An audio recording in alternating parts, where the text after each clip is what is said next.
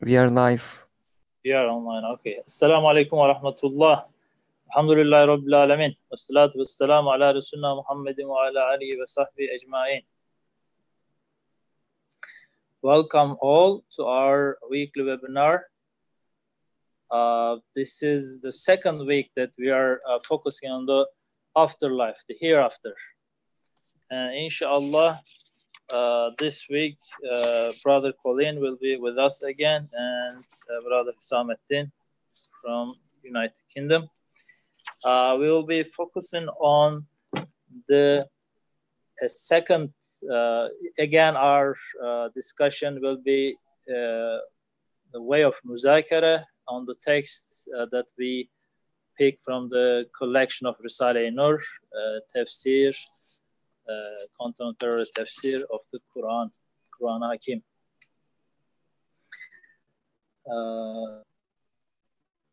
This week we are focusing on another name of Allah subhanahu wa ta'ala, Al-Hakim, all just and all wise, and Al-Adl, all just. So as many of the brother attendees will remember, previous weeks we went over the asbab, the causes, and how Allah subhanahu wa ta'ala is dominant and in charge and the only agent over everything in the universe. Now in the second part, we are focusing on this hereafter concept, which is like the second major topic in the Quran. As we know, one is Tawheed, and the second one is Amantu Billah wa bil Yawmil Akhir, the faith, our faith, our Iman in the afterlife. Even though we are Muslims, we believe in this. This is a major part of our faith. Again, the Quran Hakim, the all-wise Quran, is offering this to us almost in every page. Said Nursi defines it as 1/4 of Quran is talking about the afterlife. Wherever we look at, what part of the Quran we look at, either it's talking about death or coming back to life after death, or the life in the grave, or the judgment day, the doomsday, or the paradise or hell. So if you think about our day-to-day life, let's say we will have a couple of meetings this week. We make a lot of plans, and then if we want to go for a trip 6 months later, or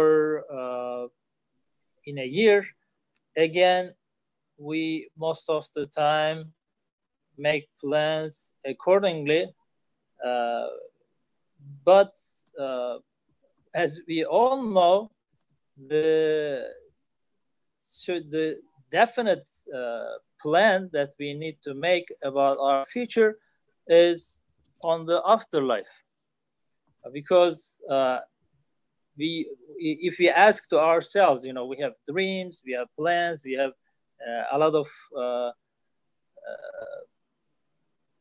thoughts about our future, but what is definite about our future is only the reality of that. So this life is finite, and is there anything coming after this?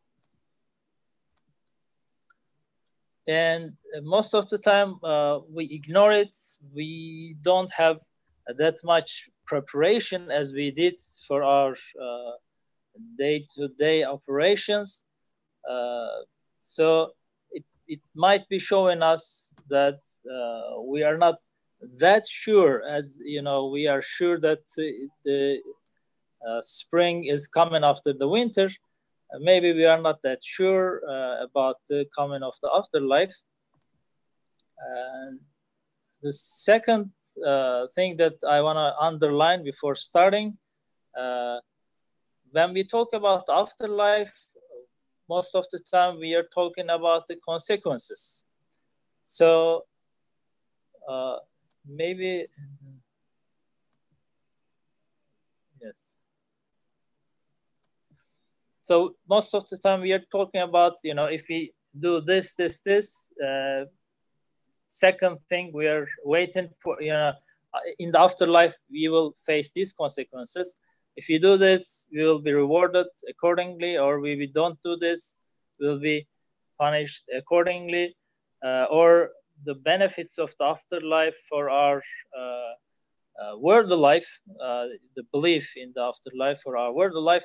But if we focus on these thoughts most of the time, are we really have the conviction, the yaqeen, that are we sure that like the spring is coming after winter? Are we sure that a second life is coming after this one? So this is a journey, I believe, because as we have, there is no end to know Allah subhanahu wa ta'ala, because his existence is absolute. Even though we believe in Allah subhanahu wa ta'ala, this will be an unending journey that will go until the end of our lives. We will just continue, inshallah, to know Allah subhanahu wa ta'ala in the afterlife. The akhirah concept, the afterlife concept, is kind of similar, because the things that we can observe, we can see in this life is finite, but now we're trying to conclude about an eternal and infinite afterlife from the things that we see, we observe in this life. So Said Nursi follows a method that is from Quran in this particular chapter. As we know, for example, in a verse towards the end of the Surah Yasin, people come and ask Prophet ﷺ, "Man yuhil idama," who will give life to these decayed bones? And the answer in the Quran is, the one who give them life the first time will be the one who will resurrect them. So we're trying to observe the realities that we witness in this life, so that we can be sure about the afterlife. And it's definitely a legitimate way of questioning this part of our faith, as we have an example in the story of Ibrahim alayhi salam. He's asking some evidence to Allah subhanahu wa ta'ala. How do you resurrect? How do you bring back to life the dead beings? And Allah subhanahu wa ta'ala asks him, "Oh Ibrahim, don't you have belief in this?" He says, "Yes, I do, but I need some, confidence, peace in my heart." So Allah subhanahu wa ta'ala shows him some evidences.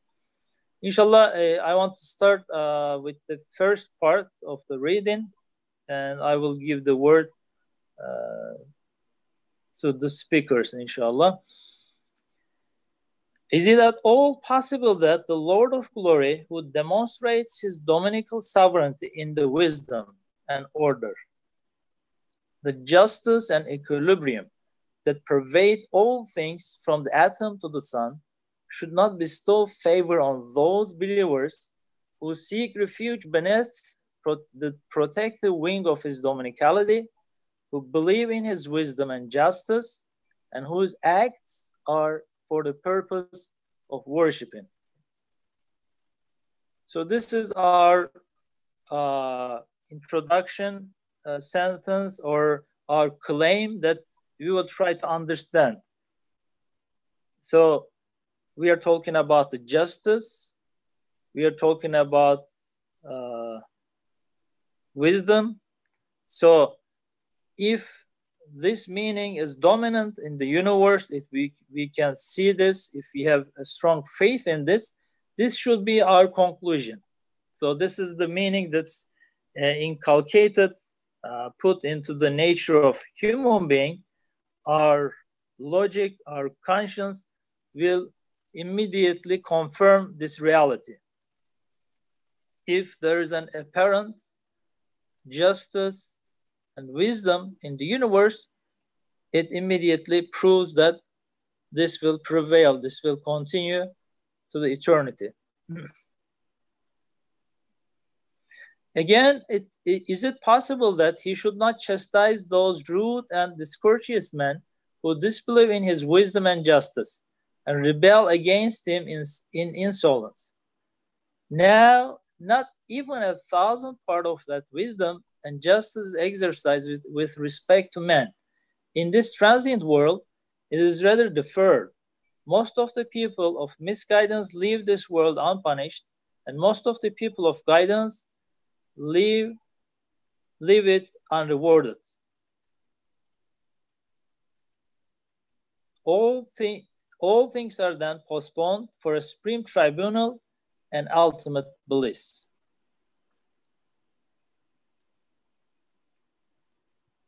So this is our claim sentence.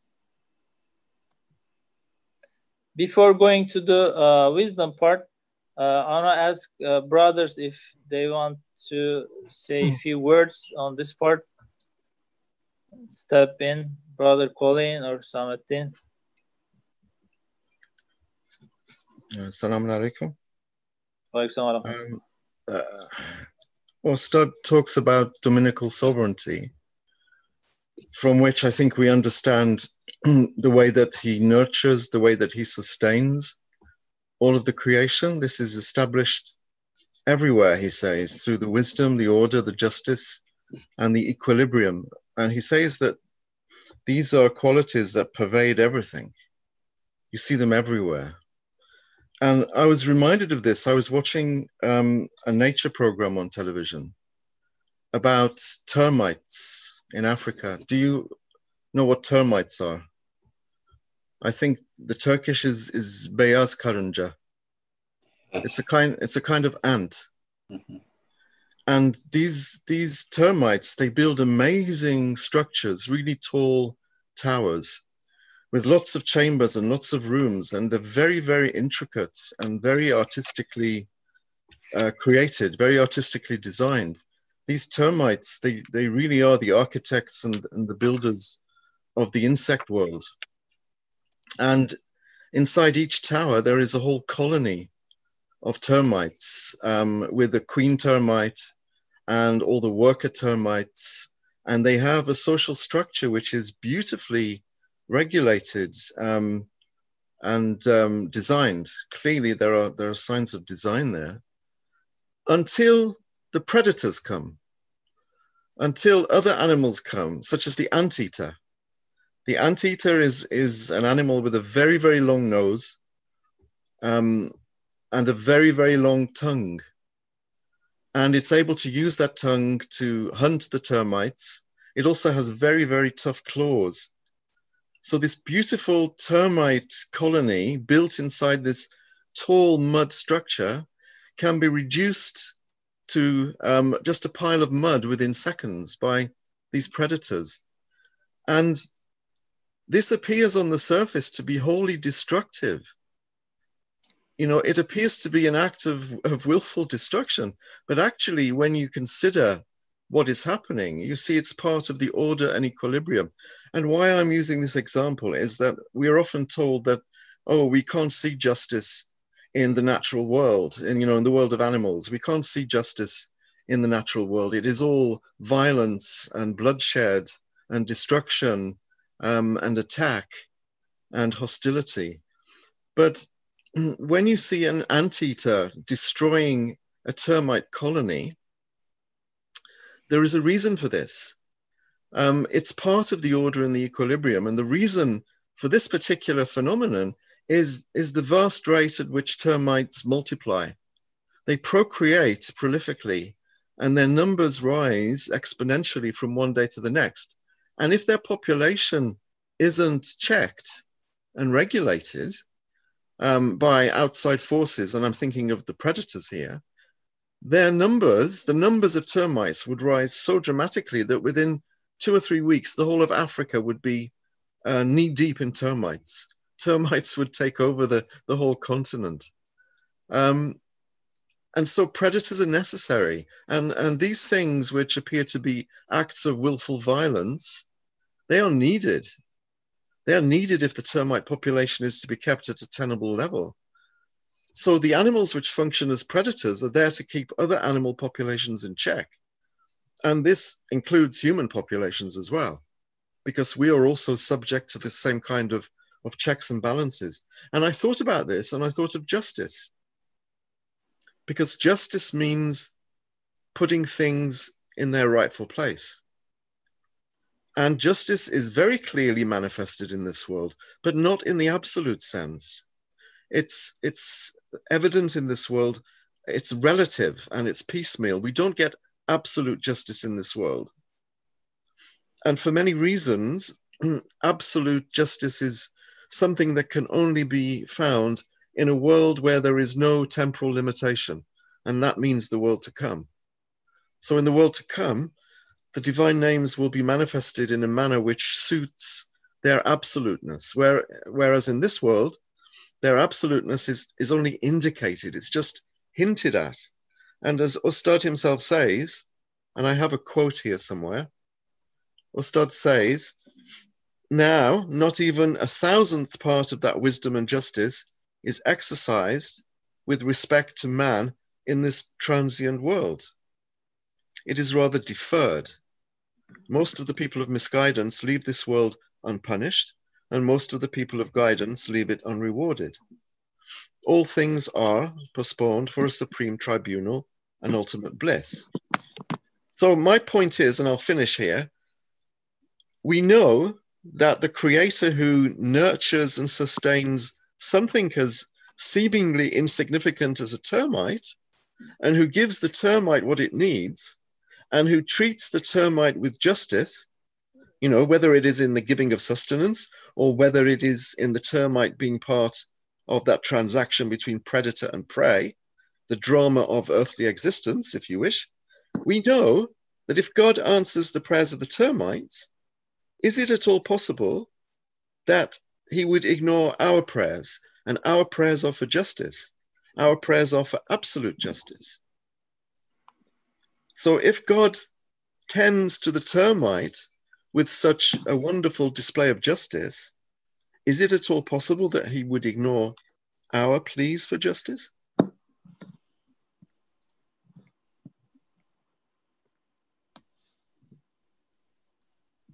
Thank you, Colin.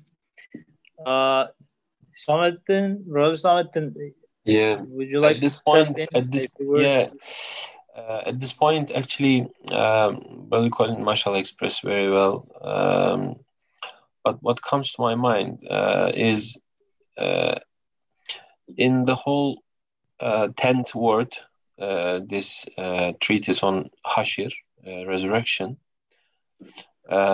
Ustad uses a kind of method in these truths, realities. And this is, how I actually see it. I don't know, maybe other brothers find differently, but this is how I actually experience it. So Ustad actually puts first the statement, which is the claim statement, as you mentioned. He actually claims that is it possible that the God of glory, who demonstrates himself this and that, and he uses different names, and then at the end he actually ties the topic with the resurrection. Is it possible this kind of a person, this kind of a being, this kind of an existence allow this to happen or doesn't allow this to happen?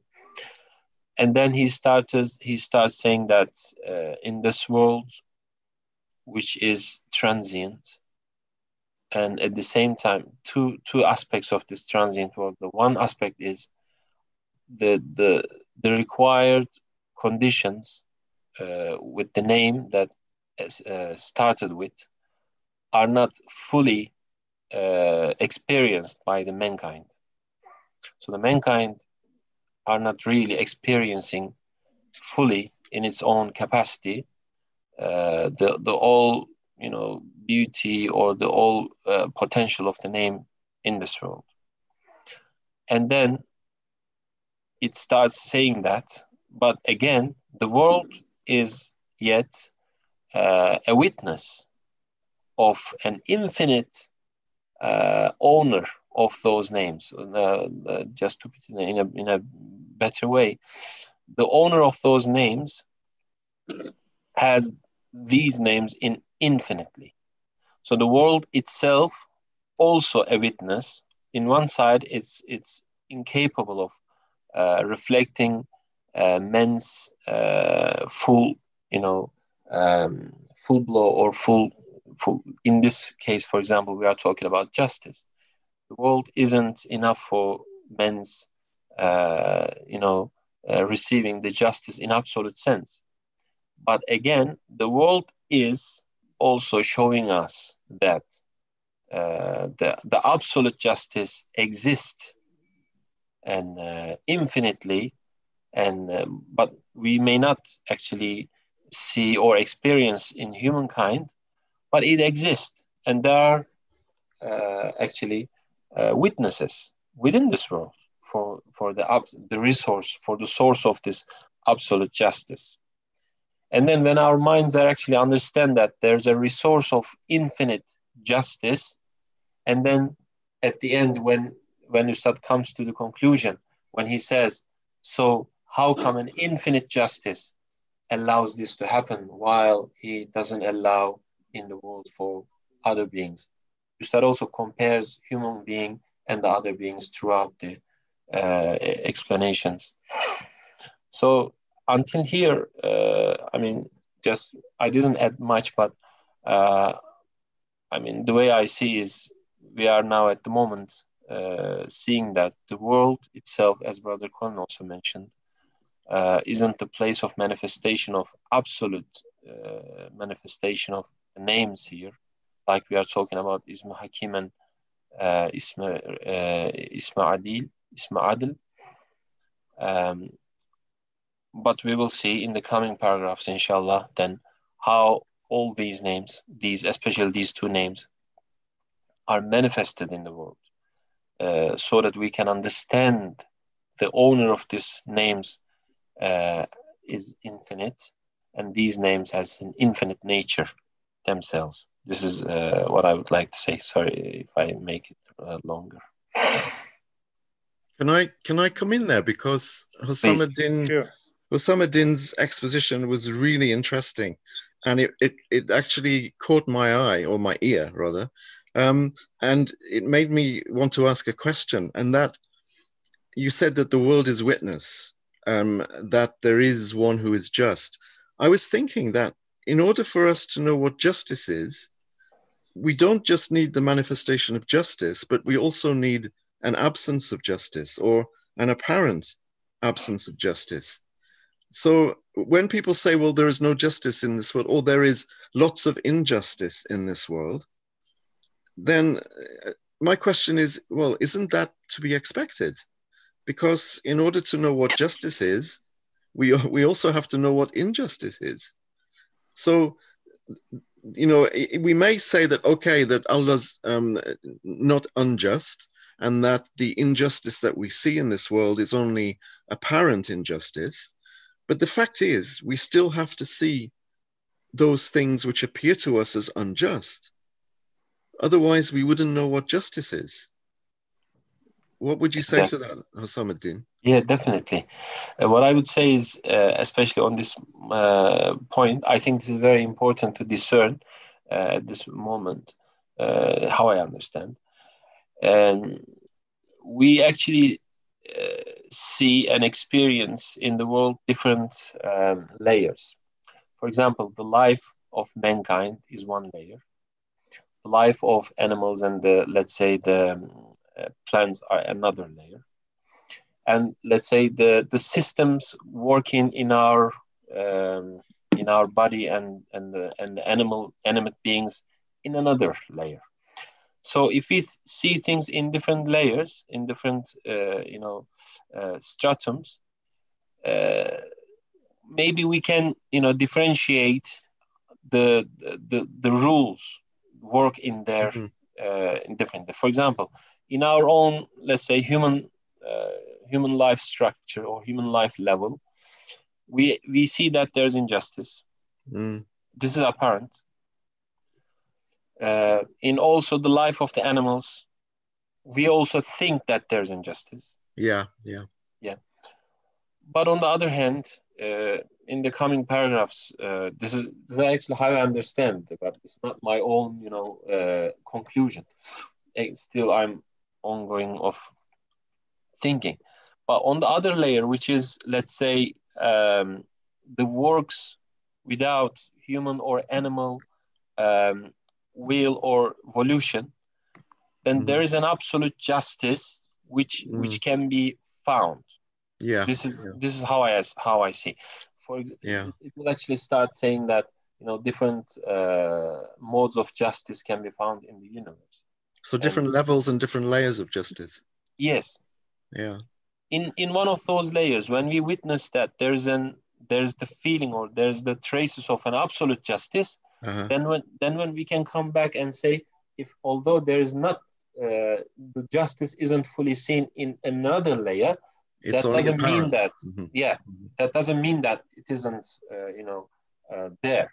It may not be obvious for us, but it is there, or it will be manifested in another place. So the indication of absolute existence then gives us the certainty that the apparent injustice is really only an appearance. Yes.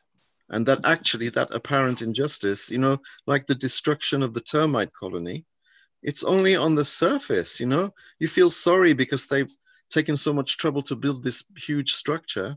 And then the anteater comes along and tears it down. And you think that that's unjust, but it's not. It's only the appearance of injustice, because if it didn't tear down the colony, the termites would overrun the whole continent. And that would be true injustice then, injustice. So you're absolutely right. I mean, this idea of levels is very important, I think.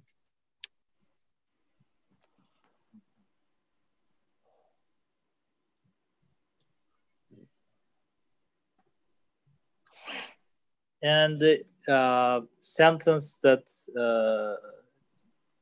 this was the last sentence that we read, I guess. It's talking about most of the people of misguidance leave this world unpunished, and most of the people of guidance leave it unrewarded. All things are then postponed for a supreme tribunal and ultimate bliss. So maybe that level justice, if it has a continuation, it could be also can be seen as postponed. So in the example that we are talking about, for example, is the right of that ants, their aim of existence, their come into the world for a very short period of time, is that the ultimate right that they have, the only right that they have, or there is something else behind it that we need to see? Are they coming for just that purpose, that short period of time to live their lives and go, or there was another aim behind it? Are they coming with a purpose that's related to the rest of the life, rest of the universe, rest of the existence? So that might maybe help us also to understand the level of justice, how they are treated in that way, as respect. Yeah, absolutely.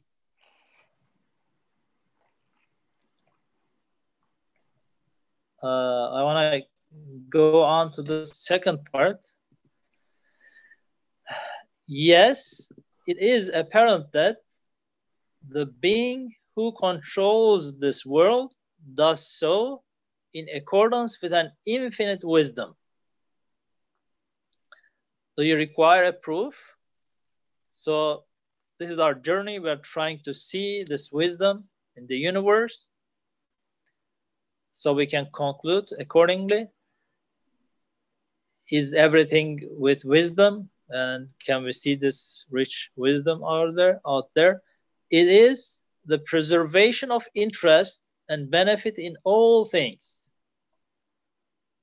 Do you not see that numerous wise benefits are intended in all the limbs, bones, and veins of man, even in the cells of brain and in every particle of his body? Do you not see that from certain limbs, wise benefits are to be had as numerous as the fruits of a tree? All of this shows that matters are done in accordance with infinite wisdom. The existence of the utmost regularity in the making of all things is a proof of the same truth.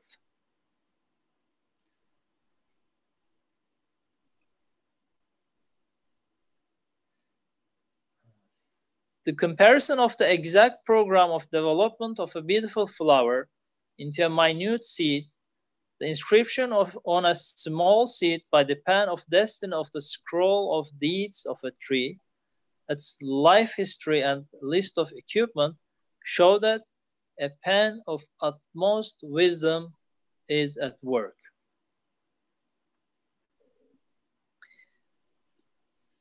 So before going to another evidence, does any of the Colleen or Hüsamettin, do you want to step in, say a few words about the wisdom in the universe, or I can continue to can you continue until the justice?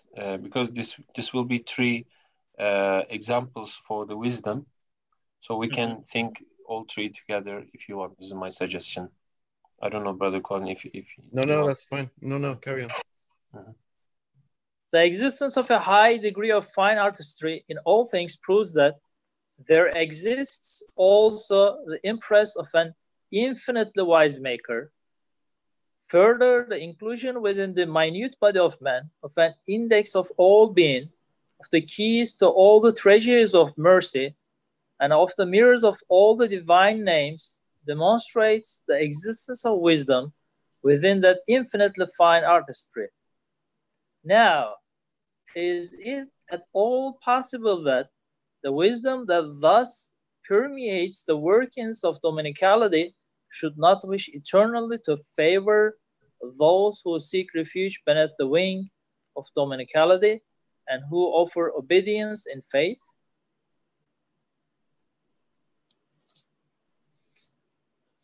So we talk about fine artistry, right? About the wisdom and regularity and benefits. Yep. When something is built, the many aims and purposes and benefits are followed, right? And the second one was everything is in order, made regularly. Regularity. I want to ask a question at this moment, because this question will be related with the next name as well. To Brother Colin and Brother Baykar, what do you think about this question? Because we are dealing with a finite universe, finite creation. We are also finite. And how we come to the conclusion of an infinite owner of the creator, of the names which manifested in these finite beings, how we can come to that conclusion? How do you see that?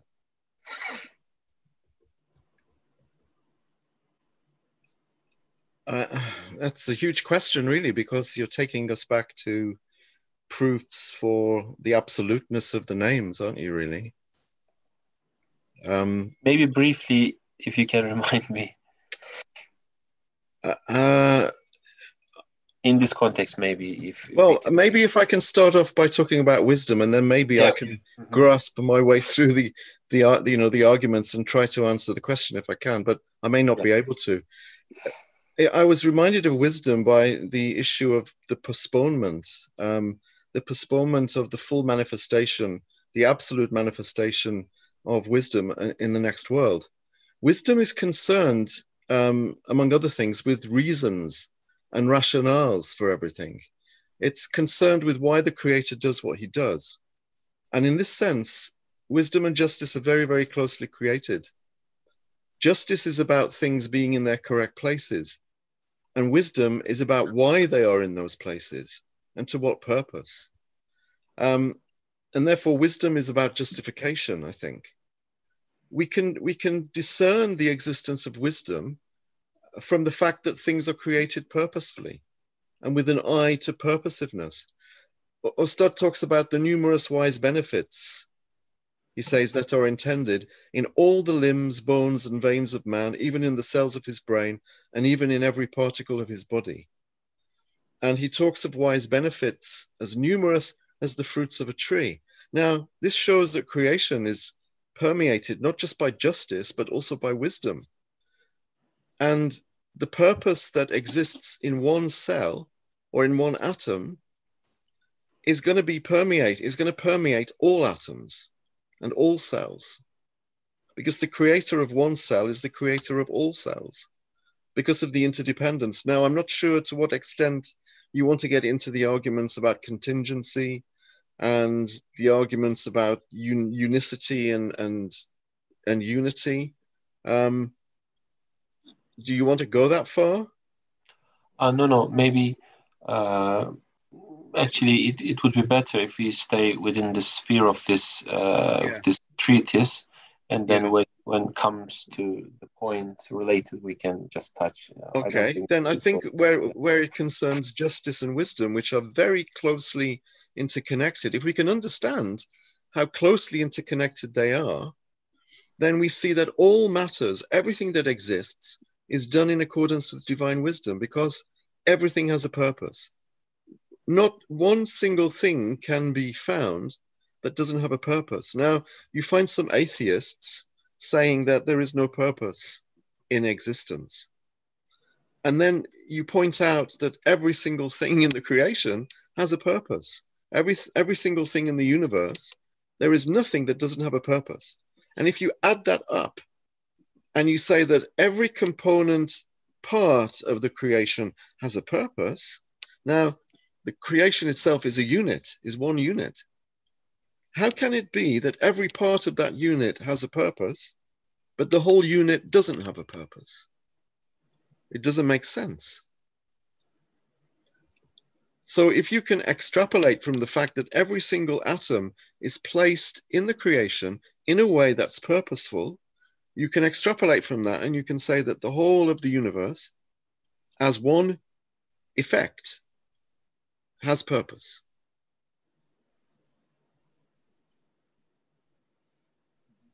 I'm not sure whether that is answering the question. Mashallah. So with our although our limited ability to experience and to perceive things, we can come to this conclusion that the benefits and the purposes permeates every single thing, or that the element from the smallest atoms to the building blocks to everything that we can experience, see, and even don't see. I think so. Can you think of anything that doesn't have a purpose?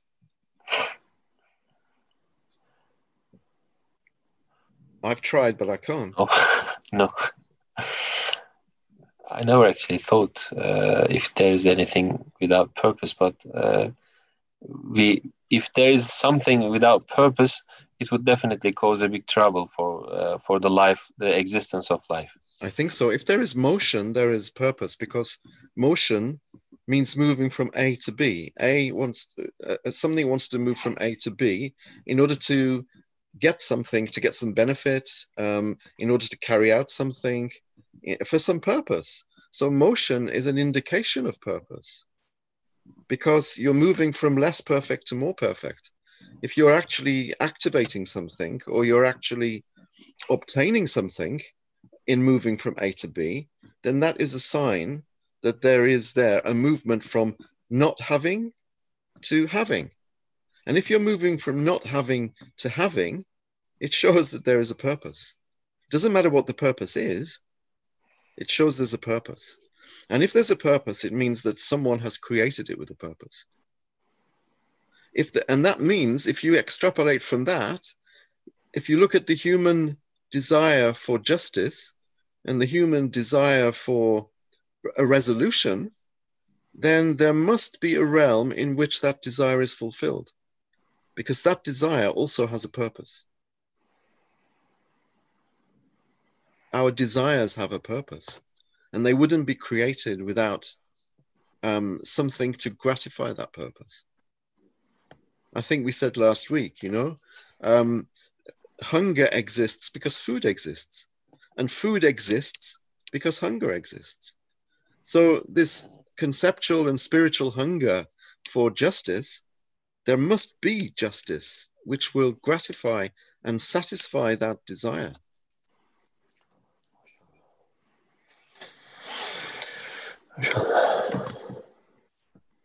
I don't think I probably answered your question, but I hope. No, I mean, there's no single question actually. It's good that we are trying to understand, mashallah. Yeah. And this would be a nice step in to justice part. We didn't go in yet, but we also touched a little bit. I guess Brother Colin talked about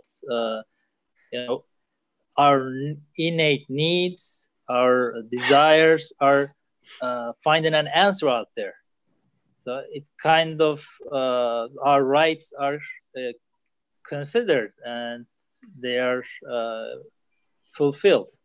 This is, I guess, a manifestation of justice in a way. Definitely, not just in a way, definitely, because justice means things in their right place. Now, if you have a desire for justice and there is no justice to fulfill that desire, then that itself is unjust. If you give someone the desire for justice, but you don't provide the justice to fulfill that desire, then that itself is not just. And we don't see that in creation. Yeah.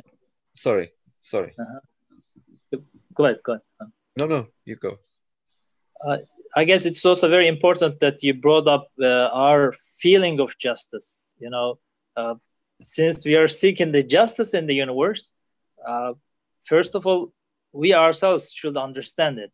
And if we combine it with Brother Hüsamettin's question about infinity, I guess our feelings are a better manifestation of infinity, because there's kind of no limit to our feelings.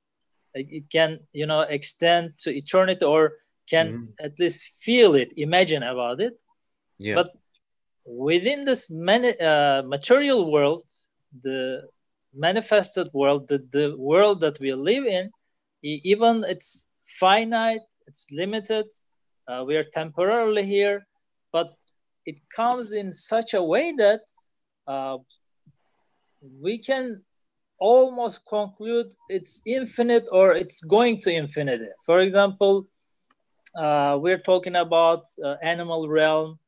There are millions of species, and if you want to count the numbers of members of one species, maybe the members of one species is more than all the human beings coming since Adam alayhi salam. And all their, again, as you said, purposes, aims within this material world is valid, is there. None of them we can say, oh, let's destroy this particular species or animal. They're all there for a purpose, and we can extend this to from particles, atoms, to the stars. We even though sometimes we are not able to see many purposes, but we find out a few. But in coming years, in coming search and studies, you find more and more wisdoms behind the all those beings. So all the sciences, all the explorations, all the studies of human being, even the feeling that is given us for exploration, the enthusiasm for studying all these things, these are all evidences of infinite wisdom out there. So we keep finding out, we keep studying, we keep exploring, and every day a new one comes out. Ustad gives few examples here. For example, as far as I know, in today's medicine, just the liver of human being has more than 400 purposes in the body. It's doing 400 different functions in the human body.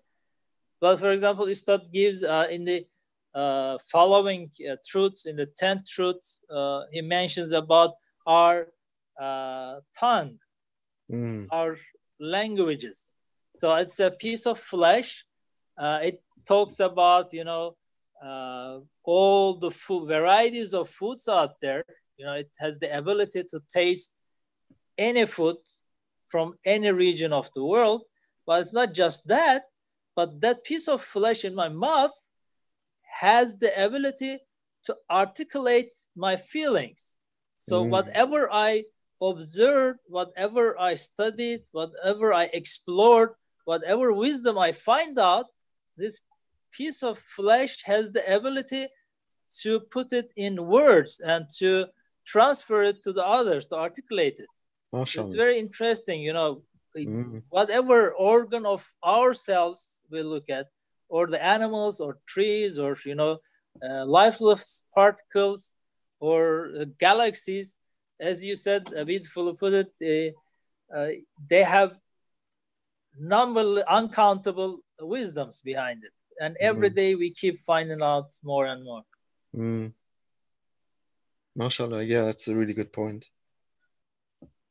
Yeah, if you look at the tongue, it's just it's a muscle, it's a piece of flesh. And as you say, it can discern hundreds of thousands of different tastes, or it can, declaim the most beautiful poetry, or, recite the most wonderful revelation. It's amazing, to think of the purposes. And these are only the purposes that we think of. What about the purposes that we have no idea of? And so for someone to come out and say, the creation has no purpose, the universe has no purpose, this is willful blindness. This is not inability to articulate the truth, it's unwillingness to articulate the truth. And that really is not forgivable.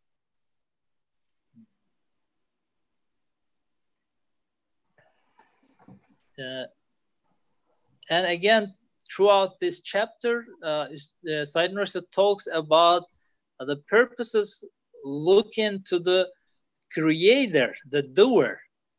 So now we are just, I guess, talking about the purposes that is, apparent out there related to the functioning of the universe. Everything fulfills a duty here. Yeah. But what are they talking about? What the aim of their existence, why they are here, why they are functioning in certain ways. So what are they reflecting, actually? Yes, we think in very, I think we think in very instrumentalist terms, we think, what function are they carrying out? But actually, what are they saying to us? I often think, what does the color orange mean? Sometimes I ask friends, what does orange mean? And they say, what? What do you mean? What does orange mean? The color orange. The color orange is there for a reason. There may be lots of instrumentalist explanations of how orange, it's a certain frequency on the light spectrum and it attracts certain animals, but also it's telling my emotions something. It has a purpose. There must be a reason, and I've no idea. And I'm sure that it's far more wonderful than I could ever imagine. You've mentioned all of these different purposes. They are the ones that we can understand with our limited abilities. I think the universe is a far more amazing place than we could ever imagine.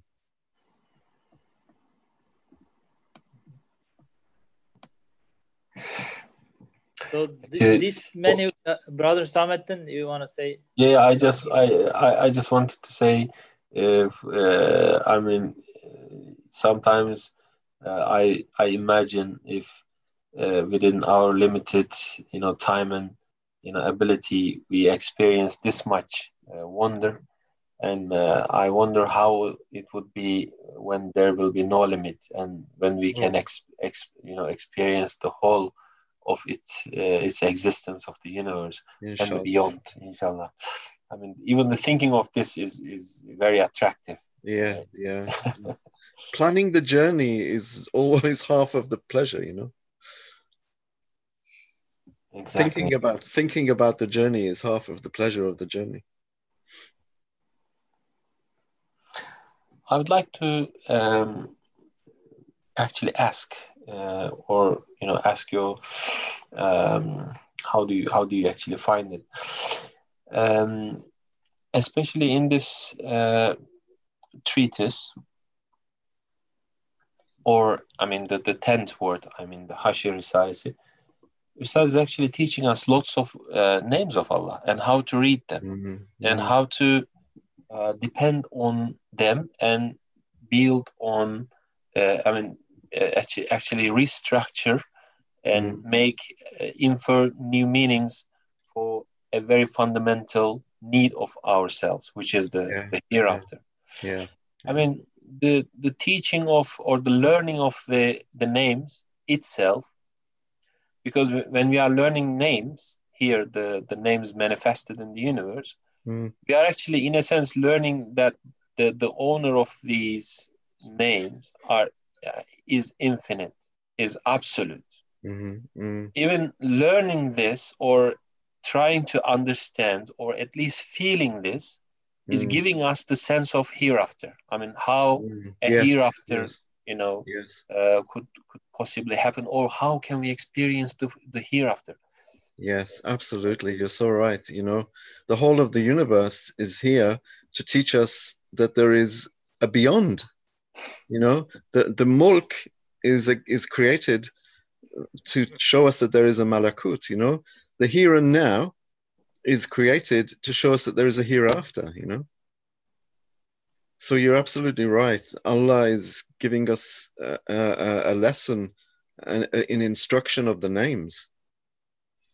It's a masterclass of divine names, because we know that the universe is a gallery of names. So yeah, you're right. And also when you think of these names existing in their absolute form, as you said, and I think you said that some of the names you can actually understand that they are absolute, even if they're not always manifested here. You know that they exist absolutely. And you can extrapolate that, and you can see that even in those instances where a name doesn't appear to be that evident, you know that actually it is. And if it doesn't appear to be evident, it's because we also need the apparent opposite of that name. And that is also given us as part of the lesson. Yeah, you're making me now think differently about Hashir Risalasi, which for me before was one of the most difficult risales in the collection to conceptual, to internalize. But I think you've just given me the key now. It's a lesson in the names. It's a lesson in absolutizing the names. So that's really I took so much from that. So thank you. Actually, I'm thankful to Brother Michael. He mentioned at the beginning, it actually struck my mind when he said that when we think about the hereafter, we mostly think about the consequences of our behaviors, so how we act and how we will be responded at the end. Yes. But in a sense, in this world, this treatise, this is how I see it, but this treatise is actually teaching us the infinite or the absolute, because when we think about the hereafter, when we actually talk about the infinite pleasure or the bliss or infinite punishment. Mm-hmm. So how we can understand that, or how we can come to that understanding within our limited abilities? I think it's only as you just suggested that if Yeah, we can conceptualize the absoluteness of Allah's names now, in the here and exactly. now, that gives us a kind of hereafter at the moment, now, right now. It gives us a glimpse into the hereafter, which is itself heavenly. Exactly. So it's not just about consequentialism. It's not just about, meeting the consequences of our own actions. The hereafter is not primarily about that. The hereafter is where you meet your maker, literally. You see your maker as your maker really is. To the extent, obviously, that it's possible, then the veils will come off there, and they will continue to come off, as you progress through your whole eternity. But you're quite right, Husamuddin. This 10th word really is a lesson in the absoluteness of the names.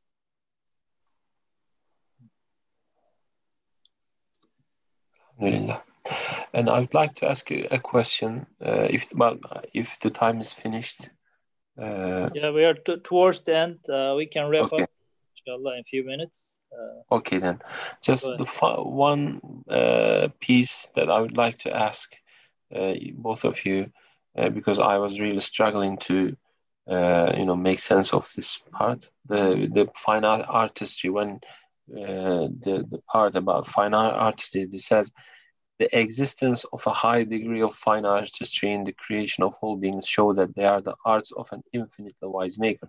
For example, the inclusion of the index of all beings, the keys to all the treasuries of mercy, and the mirrors of all the divine names within the minute body of men demonstrates the existence of wisdom within that infinitely fine artistry. The men, these index of all beings, the keys to all the treasures of mercy, and the mirrors of all divine names, these can be, expanded, hours and hours long discussions. Mm-hmm.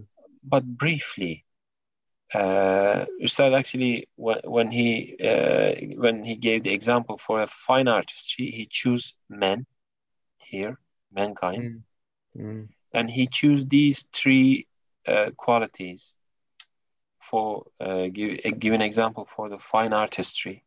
Mm-hmm. Why do you think this is the case? Why these three? Maybe I mean, he could have gave different examples, but why these? I mean, is there anything that comes to your? When you say these three, which three do you mean? He says here the inclusion of the index of all beings. This is the first. Right. The second is the keys to all the treasuries of mercy. Right.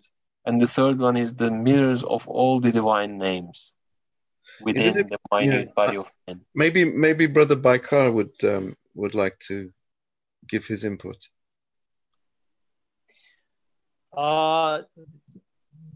We are out of time. I don't want to extend too long, but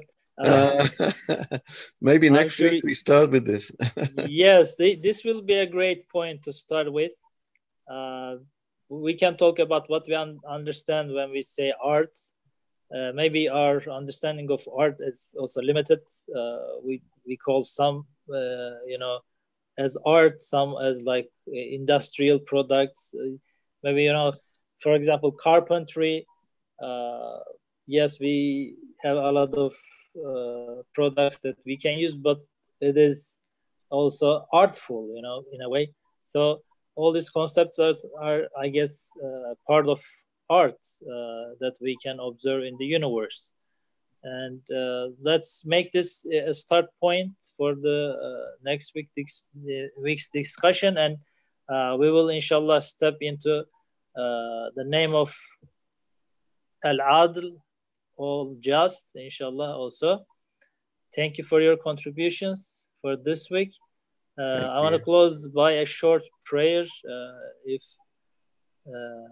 Brother Colin can maybe share with us. سبحانك ما علم لنا إلا ما علمتنا إنك أنت العليم الحكيم. I pray that we can grow in our understanding, inshallah. Allah is Rahman and Rahim. Grow in our understanding and realize that the world is a place of the infinite manifestation of the divine names, which requires a hereafter. And that I pray that we can live our lives in a way that does not lose sight of this fact, that we are here in order to prepare ourselves for eternity. Inshallah, if we can live with that idea in mind. Inshallah. Inshallah. Amen. Thank you so much. Thank you.